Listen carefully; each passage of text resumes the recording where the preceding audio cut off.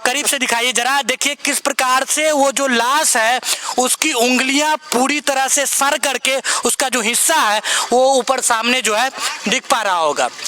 उनके पैरों का जो मांस होता है, उंगलियां होती है, वो बिल्कुल की सर करके यहाँ सामने दिख पा रही होगी आपको। नमस्कार, अभी मैं मौजूद हूँ पियर थाना क्षेत्र अंतर्गत पिलखी पुल के नीचे और मेरे सामने बगल में आप देख पा रहे होंगे कि मैं बूढ़ी गंडक नदी के किनारे खड़ा हूँ। और आपको बता दूं कि मैं यहाँ स्नान करने के लिए नहीं आया हूँ, बल्कि आपको बता दूं कि आज सुबह तकरीबन 6:30 बजे यहाँ एक अज्ञात शख्स का शव मिला है। जी हाँ, मृत शरीर मिला है इसी नदी के किनारे।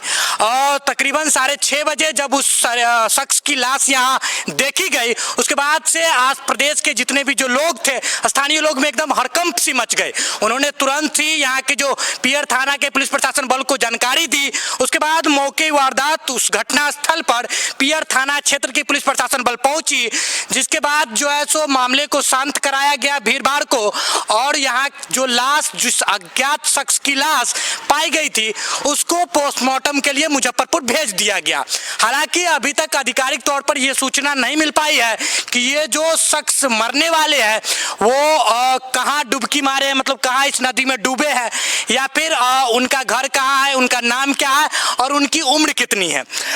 लेकिन मैं आपको बता दूं कि जब मैं इस घटना स्थल पर आया हूं जहां पर उस शख्स की मृत लाश पाई गई है, तो आपको दिखा दूं कि जरा ध्यान से देखिए। थोड़ी देर पहले जब सुबह में पुलिस प्रशासन बल की जो लोग यहाँ आए थे, उन्होंने लाश को तो यहाँ से पोस्टमार्टम के लिए भेज दिया, लेकिन आप ये देख पा रहे होंगे, करीब से दिखाइए जरा, देखिए किस प्रकार से वो जो लाश है उसकी उंगलियां पूरी तरह से सर करके उसका जो हिस्सा है वो ऊपर सामने जो है दिख पा रहा होगा।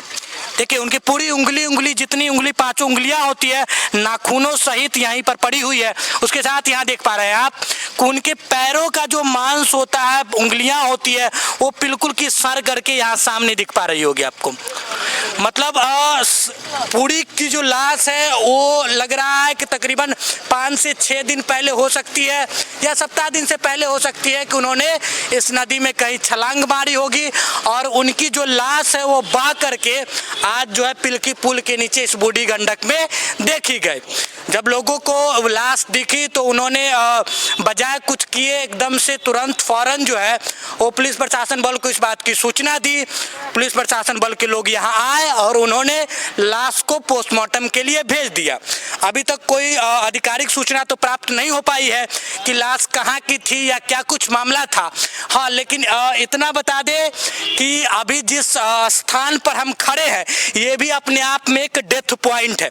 आप देख पा रहे होंगे, ऊपर दिखा दीजिए, ये पिलखी पुल का स्पॉट है जो 2 प्रखंडों को जोड़ने का कार्य करती है। अगर आप सामने देखें तो बंदरा प्रखंड और इस पुल के इस पार देखें तो मुरौल प्रखंड। और आए दिन आपको यहाँ से सूचना मिलेगी कि कभी कोई महिला तो कभी कोई पुरुष इस पुल से छलांग मार देते हैं इसी बूढ़ी गंडक नदी में।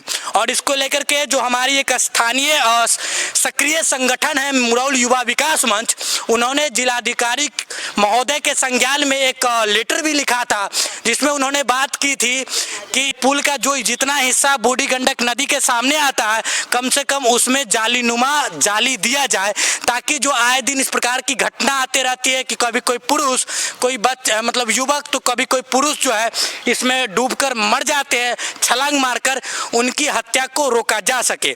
और आज की जो घटना है वो इस पॉइंट की नहीं है।